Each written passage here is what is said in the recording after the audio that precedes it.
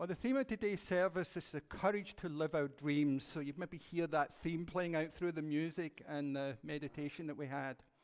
I'd like to start with a quote by Eleanor Roosevelt. She says, "The future belongs to those who believe in the beauty of their dreams." The beauty belongs to those who believe in the beauty of their dreams. And I just want to invite you to reflect on, do you believe in the beauty of your own dreams and your own hopes at this time? And I think, that song when we talk about learning to fly, Tom Petty and Jeff Lynne write about, I want to fly, but they have no wings. And then in the reading I had by Elizabeth Tarbox, she talks about the bird believing in their untried wings. And I love that image because we realize the first time the birds fly, they've never ever done it before. And they push off from that. And there's something innate in them. And I think there's something innate in each of us about our dreams and our hopes that we have. But do we believe in our untried wings? And I remember back in May when we had the bridging ceremony for our high schoolers, we talked about that. The roots hold us close and wings set us free. And we often think of that about younger people, of course. But what about those of us who, unlike Jean, I'm old. I will be at the 18 and 30s meeting, but not because I'm in that age group, sadly, but I will be there. But John Barrymore, the actor, said that you only become old when you replace your dreams with regrets. You only become old when you replace your dreams with regrets.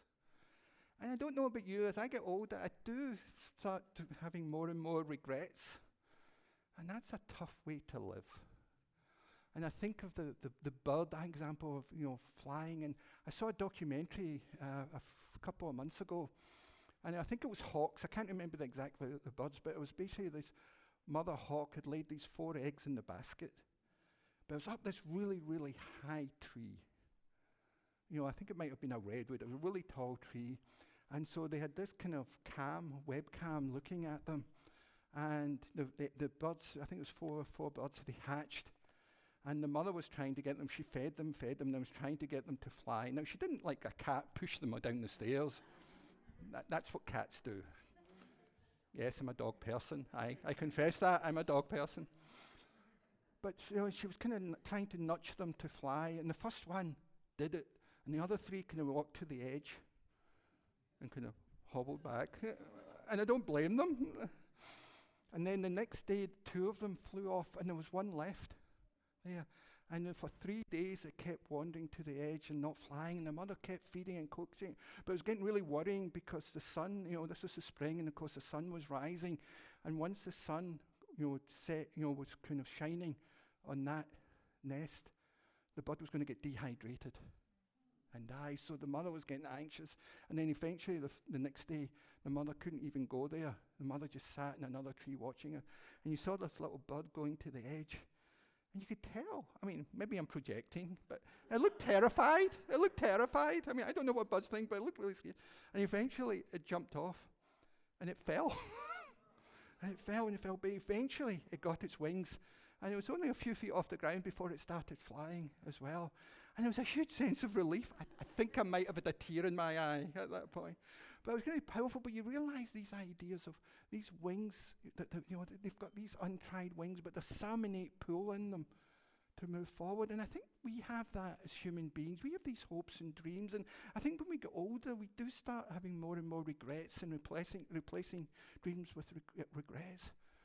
I invite us all to think, what are your hopes and dreams now?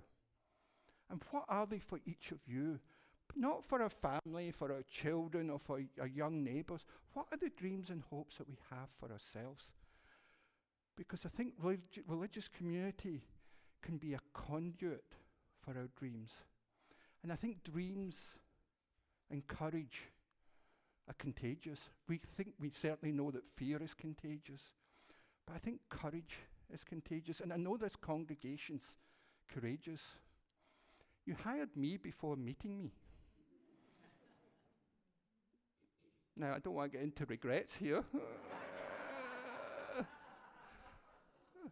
But yeah, I was courageous. I'd never met any of you. Well, I'd met Thomas at San Francisco many years ago, but Thomas was the only person I'd met in person before coming here. And I want to assure you I have no regrets, especially after last night's party. That was fun. But I think that, let's think about the hopes and dreams that we have for ourselves, and what will it take for us to try our wings and find the courage to do that. The former presidential candidate and spiritual writer Marianne Williamson says, "Your playing small does not serve the world. There is nothing enlightened about shrinking so that other people won't feel insecure around you. We are meant to shine as children do. We were born to make manifest the glory of God that is within us.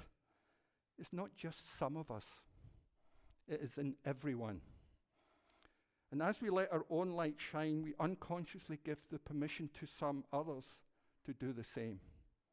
As we are liberated from our own fear, our presence automatically liberates others."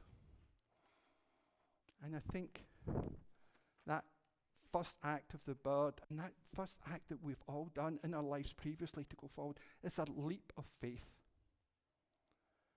And when in your life have you taken a leap of faith? And what allowed you to do it? Because we've all done it at various points. Me coming over to Scotland, going to seminary was a leap of faith. And I remember when I first told Natalie, my partner, that I was thinking about becoming a minister, I was expecting her to laugh. She said, "That's a great idea. You'd be great." She might have some regrets since then.